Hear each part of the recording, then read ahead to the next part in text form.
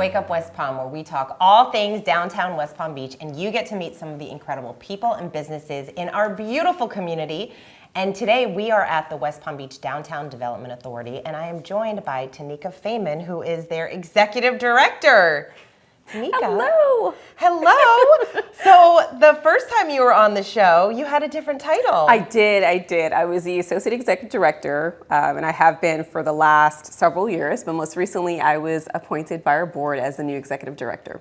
Which is so exciting. How long have you been with the DDA? I have been with the DDA, it'll be 18 years this year. Oh my gosh. Yes. And now you're taking on this huge leadership role. We are very lucky to have you. Thank you. What are you most excited about? I'm excited about this new chapter, is what we're calling a new chapter of excellence, taking things to the next level, being a little bit more, even more creative than we have been in the past, working closely with our government, with the city and the CRA on new projects coming into downtown. We're in a really good place right now within the city, but also particularly focused on downtown West Palm Beach. So very, very excited. Does this change any other areas of the team or anybody that you're going to be working with or collaborating with? So yes, actually two of our staff members, our team members here are taking on some additional roles that I used to kind of oversee, more of our grants, more of our sponsorship, business development, stuff like that. And then we will be also focusing on in this new chapter how to expand upon our current relationship with the city and the CRA. Most recently, we launched a program called Block by Block, which is a clean and safe program in our downtown area, focused on our ambassadors, our businesses, and also our residents. So very excited about that new chapter. So can you talk a little bit about, because we were talking earlier about some of the key initiatives, some of the key areas that you focus on as a DDA? Yes, absolutely. We have noticed over the last several years, and we've been doing surveys every 2 years, kind of get that baseline of what's going on, not only in our downtown, but in the market in general. And what we've noticed that a lot of things that people have wanted us to focus on has been the clean and safe programming. And also the types of activations that they're having in their city. This is a lot for our residents. This is their home. For our businesses, this is their livelihood. And then we also have that tourism focus as well. The events and activations definitely draw people into the downtown, but also the type of business that we have as well. And we can't forget that our residents are significant and very important in our downtown. They're here 365 days out of the year, and this is their community. This is where they live, play, and work. You've seen so many changes. You've been part of so many changes. When you think about the transformation that West Palm Beach has had over this 18 years that you've been here, how would you describe that to someone? Oh man, the evolution, to be quite honest with you, of where we have been has been not only we were originally as a commercial downtown, but focused on businesses. It's evolved to have more residents. We've pretty much doubled or tripled our residential population in downtown. In the last 10 years, I believe we've become even more of a tourism destination for people wanting to come to downtown with the hotels between the Hilton, the Ben, the Canopy. There's so many benefits of our downtown West Palm Beach area. So I would have to say it's just been evolving, even with our developers and their investment that they're putting into downtown. They're focused on creating this place that you want to be at. I mean, it's essentially what our tagline is. We're in the center of paradise, and we are. The center of paradise. Yes. And you are such an incredible leader, and obviously leaders reach out to other leaders, and they're part of associations and memberships, and really you work to not only collaborate with local government and the community locally, but also outside of, and learning what other cities are doing, what other downtowns are doing to really help drive the economy and bring more people into the downtowns, which is why we're very excited about our guest today. Yes. We are thankful to have, we as an organization have been a member and a part of an organization called International Downtown Association. I have sat on the board for that organization for the last 3 years, thankfully, and very excited to hopefully continue on with that relationship. But the International Downtown Association focuses on the downtowns in general, everything that makes a downtown. So it's the quality of life, it's the destination, it's the business, it's the advocacy for organizations like us to help get things done. So we're very, very excited to have David Downey, who is the president and CEO of the International Downtown Association, join us today. Great to be here. So great. So David, how did you even get into this kind of work? So that kind of a life story question right there, to be honest with you. Trained as an architect, urban designer, but found that I really liked community more than anything else. So I've been doing association work for 3 decades now with the American Planning Association, American Institute of Architects, and for the last 13 years with IDA. So really that combined skill of understanding community development, building community, but truth be told, I'm an association professional and are here to support all of my members like Teneka and all of her staff here at West Palm Beach. So what is the mission of IDA? So our mission is to support and empower all of our members with the research, tools, and advocacy necessary so they can continue to do the great work that they do. And so whether it's through our research efforts, our education efforts, or our public policy advocacy efforts, everything we do is in service to try and make their role in their jobs easier to really advance their communities at the local level. So what are some of the types of programs that you offer your members? Like how are you working with the DDA? Oh, goodness. It's really varied, much like any professional society. Education is a key role where we engage with our members to learn the best practices that they have in place. So when they're talking about doing certain events or activities here and activating downtown West Palm Beach, or I rode the circuit coming over just from the hotel today.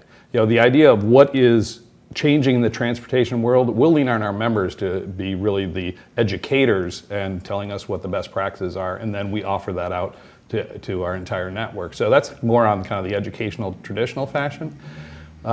More uniquely, I think for IDA, we realized there was a gap in understanding the value that these organizations bring to their downtowns and the value that the downtown brings to the broader city. So our research efforts are really about trying to quantify how does less than 3% of the landmass in any given city contribute 10 to 20% of the tax base to the entirety of the community? Our research department works with our members to actually do that analysis and provide them with that resource that they can then turn around and advocate locally for why the continued investment in the downtown, focus on the downtown, the center of the community becomes the heart and soul. How can all of this continue to drive success? So you attend the meetings that you guys host and bring everyone together. What does that experience look like when people are all together, and how do you actually come up with the agenda, the speakers, like what people really want to know about? So for us, just speaking as an attendee, but also sitting on the board, IDA provides, I don't want to say it's a think tank, but it kind of like creates this like synergy and energy between all of these downtowns, almost essentially in one place that you can pick their brains and ideas and concepts and things that they've implemented, what worked, what didn't work, how did you improve it, did you continue on with it? I get so much energy and reinvigorated about what you're doing because I am a part of IDA. It's amazing having, you have literally, what is it, like 200 plus or more how many member organizations are there with IDA? Oh, well over 600. So you have 600 of your closest organizations that you can tap into at any point in time to get feedback and ideas and get creative, or just say like I'm stumped by this project, or I'm stumped by this new idea. I don't know how to get it to the finish line. Do you have any suggestions? Like there's always somebody there that has either done it, is going through it, has already figured out what's working and what's not working, that can provide you that information. So it's definitely a value for us to be a member of that organization. And I suggest as many people that are focused on downtowns or place management to be a member of this organization. So tell us about when you're creating these kinds of environments, you're obviously looking towards your membership to decide what are we really going to focus on. So when you're talking to them, what are some of the biggest challenges, and then how are you working to create programs that really support them and collaborating and work to overcome those challenges? Sure. Much like any profession or any industry, we're always looking at what are the current needs and trends, whether that's through direct surveying mechanisms, looking at environmental scans. We know right now most urban centers are struggling with some sense of safety and security, or how to care for the unhoused in their downtowns. It's just at different levels in different places. We know that the nature of work evolved post-pandemic. And so we knew that we need to lean in and understand, okay, what is the changing office environment? How does that impact the vibrancy of a downtown? How does that even relate then to small business that was reliant on that lunch crowd that may not be there that same 5 days a week as it used to be? So a lot of it is just kind of trend analysis and then engaging with our members to really understand what's most pressing. So we know that outside of safety, security, caring for our unhoused, what's happening in the office environment, small business, what about housing? It's a huge issue in our country. We're about 7 million housing units short of what's needed. So how are we going to go about really advancing more housing for all? And in particular, we're curious about how we can impact that missing middle workforce housing level that is just really tough to deliver. What do you feel makes for a really vibrant, incredible downtown? Like, what are those key factors? Well, it starts with organizations like West Palm Beach, DDA, but it's ultimately about vitality and the experience economy. It has been really the driving force. What we learned coming out of the pandemic, though, is those that were more complete communities, so as Teneka said, live, work, play, all in that same general vicinity, that's the heart and soul of the community. So over the last couple decades, downtown organizations have been trying to promote more residents, which we know West Palm now has. But it also means it has to change its focus to not just being what are we doing for businesses, but what are we doing for residents. And at the end of the day, when you have visitors, residents, workers, and they're all collaborating together, it really makes for a vibrant, exciting place. And that's what ultimately people want, right? They want to come where there's an experience that's great and they want to enjoy themselves and learn something or take in a piece of culture that is going to make them richer. Yeah. All right, I'm going to ask you a tough question. You said, I know this is a tough question because you love all of your members and you love all of the kind of places that you go, but I'm so curious because you speak globally. You go all over the world and you're really advocating for these for livable urban centers. Right. And so you've seen really incredible places. So besides West Palm Beach, because we know that's your favorite, what are some of your favorite cities and what do you love about them? So it is a tough question, and we talked a little bit about this beforehand. What I find fascinating, and I think about the New Yorks and Chicagos and San Franciscos of the world, and they're actually all an amass of smaller neighborhoods. And in each one of those neighborhoods is something that's spectacular. When you go to a mid-sized city or a smaller city, you may only have the one urban core, and it has its unique characters. I've been fortunate through this to travel more internationally, and I can admit that there's something about the town of Edinburgh, and it's just ancient old world. At the top of their high street mile is a castle, and at the bottom is Parliament in the most contemporary building I've ever seen. And the way they have just been able to embrace the new with respecting their heritage is just extraordinary, and it oozes texture. But I also love the bike culture in Copenhagen and understanding that it's not just about automobiles. Tokyo and Japan looks at long-term development to say, how are we going to not displace people, but still do these extraordinary new projects? And so, I have a love for all of them because it seems like if you visit and you open yourselves to learning what they're doing perhaps differently, you gain some knowledge and some experience and you bring that back to wherever you go. So it's pretty fantastic. Every place has its own little... I'm telling you, going to IDA and participating and being a part of that organization, you get like little bits and pieces from like all over the world, and you're able to take that and you kind of modify it and you mold it to wherever your place is at, and it just adds to your place. Like it adds to your destination or your home or your business. It really is a great organization. And if I can, I would say that's what's most fabulous about the community. It's the most generous sharing community I've ever seen. Tongue-in-cheek, R&D for us is rip off and duplicate. But the reality is that it's not just duplicate. They make it their own. They may steal an idea, and certainly many give the whole playbook. Here's how we did it. But our members and the profession still says our context is different. We have to mold this project so that it works within our context, and that's really why the boots on the ground and the expertise that you have about what's exactly happening here in West Palm can't be replaced. No one knows the day-to-day like Teneka and her team and the board.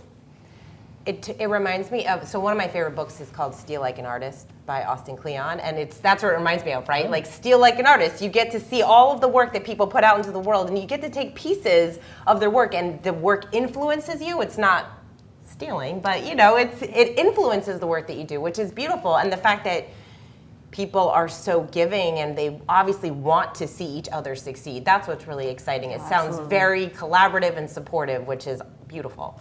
One of the best parts of all of our events, because it is admittedly a unique niche industry, you know, that sits somewhere between the public sector and the private sector, benefiting kind of the best of both, but innovating in this really kind of secret sauce of city building, I'll call it. But when they all come together, it's the one place they don't have to explain what they do. Because they all understand one another, and so they can just go right to the heart of the question. They get it. You guys get the challenges. Yeah. So this is going to be your first IDA event as the executive director. Yes. How does that change your mindset or how you're going into it? Well, I think even before being executive director, going to the IDA, all of us collectively, and this year a lot of our team members are going. We actually have two members presenting this year as well. It gives us the opportunity to look at things, like I said, from a different city's perspective. And so for me coming back this year, it's going to be clearly at a little bit of a higher level, and it's going to be more long term. In the past, I think I've looked at things just for like the immediate, like what can we do in this year that I've seen at the IDA, or what our current issue is right now. I'm more focused on our long-term goals and what we can do in the next 3 to 5 years. And that's new for me this year. So I'm looking forward to having that conversation a little bit more at an executive level with the IDA and the board itself. So long-term goals, definitely. That's so good. And that's really what you guys are here to support people in doing, and being able to provide them with all of those resources to help with that long-term. And we've got to be thinking long-term. That's why we have leadership like you to really be looking forward. What are you seeing in emerging technologies and cities and how they're leveraging all the different technologies? I feel like it's been it's so interesting over the past few years, even just alone with like smart city initiatives and things that people are using to enhance the cities. Sure. Like any industry, technology has just accelerated many things, whether it's interactive kiosks that our private sector partners are really deploying across cities that not only help people navigate, but also serve as a revenue generation model for some of our members, but also to provide service assistance to those that are seeking social services or needing to find service. It can be really a real-time community directory. Anonymized cell phone data is a technology system that's really come on strong in the recent years. And it's a system whereby we can begin to understand how are people using our places, where are they coming from, how long are they staying in our destinations, are there areas we want to drive more traffic? And it's completely anonymized, but as we start to look at the data of where do people live versus where do they work versus where do they visit, we actually can look at community building from a much more strategic perspective, because ultimately, I'd love to see lesser commute times, more people living closer to where they need services or work, and that there's more time spent in community than just getting to and from where you have to be. So technology is playing a role in so many different ways. That's really interesting to be able to, I mean, like you were talking about, just like the workforce, that people, who wants to have these long commutes, especially now with the workforce changing so much and so many people getting used to working from home and then having to go back into the office. Mm-hmm. So to be able to see where the needs are is, I would think, really important for any downtown, especially if they want to attract more people to come downtown. Right. One of our current top issue councils is just releasing a report on AI. We know it's affecting every industry, and so how can we leverage AI to do the day-to-day work, or even to start thinking about campaigns, art programs, things that we can just get there quicker, faster, cheaper, so that we're stretching. Our members stretch their dollars so far. It's incredible. Yeah. Let's get very creative. That's where the creativity comes into play that you guys are so good at. Yeah. But artificial intelligence is helping that greatly. And we were even talking about augmented reality. Yes. We are actually, and he's giving you a little sneak preview. We will be launching a new program next year in 2025 with augmented reality. So we'll be bringing that to downtown West Palm. So we're very excited. So you're getting the sneak peek on that one. Ooh, very cool. I love that. Yeah. So what are some of the misconceptions that people have regarding downtown development? maybe not downtown development specifically, but I'd be remiss if I didn't say that a lot of the media coverage, a lot of the conversation about the true safety of our urban centers, I think is blown way out of proportion. Often we find, and the research actually demonstrates, that the urban core and the downtowns are actually often the safest parts of their community. But somehow, any singular instance that happens anywhere in a community, it blows up and turns into a downtown challenge. It is a public space, so people are going to be experiencing, community for all of its great and challenges that exist. And I think as a population, we get used to everything being just so. And when you go into an urban environment, it's part of the world. So I think the biggest misconception is actually around the core itself and what a downtown urban walkable environment entails. As far as downtown development specifically, I do think the private sector gets a little bit of a hard rap. I think everyone sees it only as generating profits, but a lot of our private sector partners are really trying to build community at the same time. And the margins aren't always as great as people just assume that they are. So I think there's misconceptions on both ends. All right, well, both of you have been in this field for many, many years. Obviously, it's a labor of love. You love what you do. You're doing incredible things for the community. Why do this work? What is most fulfilling about the work that you guys get to do? It's creating, for me, it's creating a sense of community, a sense of place. Like I said, we originally started out with just being focused on our stakeholders and our businesses. Now we are people's residents. This is their home. And then also we're attracting new people that have never been to the city, or particularly downtown West Palm Beach. So it's creating kind of a sense of place, which is very exciting. You get to walk down the street and your business owner, the property owner, your residents. You see some new faces that are here just because they're here to vacation. But it is creating that sense of place, which is what makes me love what we do and why I've been doing it for so long. Beautiful. David? It's the people. Hands down. I live vicariously through all of our members, and it is the most passionate, committed group of professionals I think I've ever seen. And so while I don't get to build my own community per se, which is a little bit of the downside of my role, I do get to visit and engage and learn and witness the passion they bring to their work each and every day. And if you haven't been to a district of any kind, I don't care whether it's an entertainment district or a cultural district, Chinatown in one city or another, if there's a downtown entity and you can connect with them, they will show you their district different than any tourist can see on their own. And that's a little bit of the blessing that I have, is I get to see West Palm Beach through Teneka's eyes. And I end up experiencing the challenges and the great spots as well. But it can never just be replaced by people that wake up each and every day thinking about this sub area of the city, and all they are trying to do is build the most fantastic community that they can, and it's infectious. It's fabulous. I love it. Well, obviously, I'm a fan of the work that you all do. It is really remarkable. David, thank you so much for coming on the show. We thank you for having me. Appreciate you. Teneka, thank you so much. We're very much looking forward to the next decade and what that's going to look like, and David and IDA is going to help you with that long-term vision and creating it, and then obviously we all get to support you in that vision, and let's do great things in West Palm Beach together. Yes, absolutely. I love it. Looking forward to it. It's going to be amazing. Yes. Thank you guys so much. Thank you all for watching, and we look forward to seeing you next time.